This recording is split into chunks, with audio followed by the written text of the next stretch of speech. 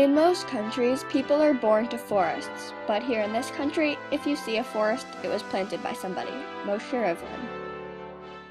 In December of 1901, Zionists from all around the world convened in Basel, Switzerland at the Fifth Zionist Congress. These individuals were the strongest supporters of founding a Jewish homeland and had been working for 4 years to establish a fund to buy back land in the Ottoman Empire-controlled Palestine. As the Congress drew to a close, it seemed that the dream of establishing a Jewish homeland would never become a reality. But finally, Theodor Herzl, the leading Zionist, threw his support behind the cause, proclaiming, "After striving for so many years to set up the fund, we do not want to disperse again without having done anything." Finally, on December 29, 1901, the Jewish National Fund was founded. The body of Theodor Herzl, the father of modern Zionism. When Theodor Herzl died in July of 1904, the Jewish National Fund, or JNF, knew it wanted to honor his legacy. The JNF bought land in Huldah, a region in central Israel, and planted olive trees in memory of Herzl. These were the first seeds of afforestation. Afforestation is the process of planting trees in a barren landscape lacking few pre-existing trees. Before the JNF stepped in, Palestine was a region that was dry, lifeless, and suffered from excessive drought. The land was empty and looked as if it was awaiting a redeemer. When Israel was founded as an independent state on May 14, 1948, the JNF encountered an identity crisis. Since the organization's founding, its main goal had been to purchase land in Palestine, and afforestation had been a minor concern. However, now that Israel had been established, purchasing land for Jewish settlement was no longer necessary. As it searched for its new focus, afforestation came into light and soon became the JNF's main priority.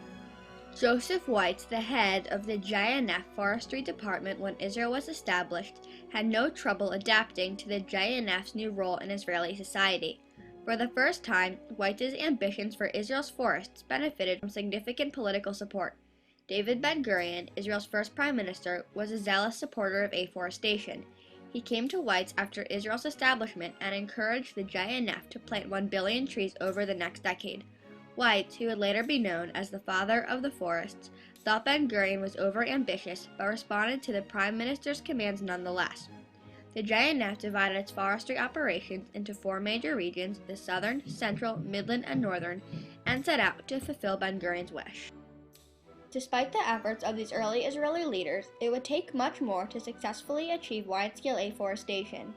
Israelis have been consistently forced to develop innovative solutions to maximize a limited water supply, keep trees healthy, and combat the spread of desert or desertification.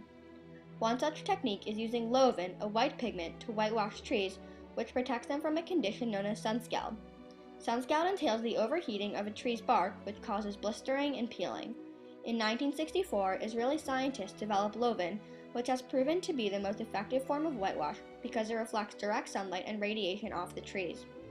Perhaps the most limiting element of Israel's environment is the lack of water supplies. In 1966, Israel disposed of over 100 million cubic meters of sewage water, which when dumped into the Mediterranean Sea results in serious pollution of the seawater. When dumped into shifting sands in the coastal region of Israel, however, the sewage water is absorbed quickly and the sand becomes fertile. Sewage water contains nutrients necessary for plant growth, including a large amount of organic matter, and has been proven to be more effective than fresh water treated with fertilizer in helping trees grow. Capturing and using every drop of runoff water has kept trees hydrated under a tight water supply. Natural shrub patches, made up of one or a cluster of shrub species, intercept the flow of runoff water and allow it to infiltrate the land, creating a nutrient-rich oasis in which trees can grow. Over time, most of Israel's natural shrub patches have deteriorated due to negative human impact on the land, causing the runoff of necessary water. The JNF developed 3 types of human-made shrub patches known as sinks, all designed to ensure the sustainability of Israel's ecosystems. Sustainability entails the prevention of leaks and the ability to withstand high amounts of runoff water. Through these techniques, Israel and the JNF have reached remarkable heights in afforestation. Nir Atzmon of the Israeli Agricultural Research Organization believes the secret to Israel's accomplishments lies in the fact that there was no alternative. Dr. Zika Avni, the former head of forestry for the JNF, agrees with Atzmon. We have problems, we have failures, but you see, we do in many places and many times. So at last we succeed. The JNF had to keep working in afforestation, encountering issues and mastering strategies along the way, until at last it prevailed. In this manner, the JNF has planted over 240 million trees. The JNF has established national parks and recreational grounds for the citizens of Israel.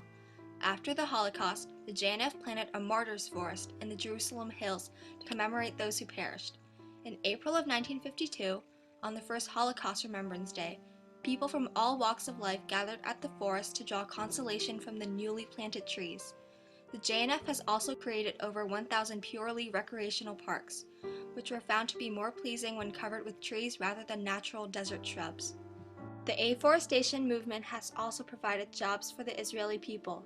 When Israel became an independent country in 1948, thousands of immigrants streamed in looking for work, which they found through the JNF.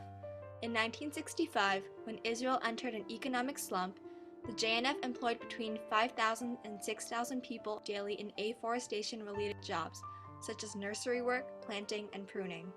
The impact of the JNF's afforestation movement extends far beyond Israel's borders. Halfway around the world, in Maryland, the JNF provided the model for Maryland's own afforestation program, Tremendous. The Maryland Department of Natural Resources developed Tremendous to largely resemble the JNF, in that it encourages the public to plant trees for the same reason. Your gift of trees is actually 3 gifts, one to someone you care for, one to future generations, and one to the environment. Planting trees here with these students gave them the opportunity to plant trees at their school in their community. We worked with 27 students planting all native trees. Tremendous mixed trees native to Maryland, including the dogwood, white oak, and the willow oak, available to the public to be planted on public ground, such as parks, school grounds, and government facilities. The impact of Israel's afforestation is felt all around the world. Well, JNF, and not just JNF, but also Israel, has always looked to share what they do. Okay? The technology that Israel has developed as far as afforestation, they've shared it with many countries. In 2006, representatives from over 30 countries gathered in Israel for the United Nations Convention to combat desertification to take advantage of Israel's leadership in desertification and afforestation. In Beijing, China, in 2008, Chinese leaders held a Beijing conference on combating desertification to share strategies and gain advice from the Israelis. At the conference, Israeli Ambassador Daniel Carmon stated that Israel is proud to lead the international community's efforts in afforestation. Even though the JNF has had an incredible impact, it has also faced much criticism. Ever since Joseph Whites first introduced the pine tree, it was the favored species of JNF foresters. Although the pine was not native to the Middle East, it dominated Israel's forests for much of the 20th century because it was easy to grow and resistant to most insects. Recently, environmentalists have discovered that the JNF made a mistake in favoring the pine because it was a disruption to Israel's natural ecosystem. Not only were pines foreign to Israeli soil, but they were planted in man-made rows, thus resembling pine deserts. Today, the JNF has started planting native species in its efforts to create sustainable Israeli forests. Whether one believes the JNF handled afforestation right or wrong, it is unanimous that afforestation changed the face of Israel. As of now, the JNF has planted over 240 million trees and will continue working to meet and even exceed Ben-Gurion's dream of 1 billion trees.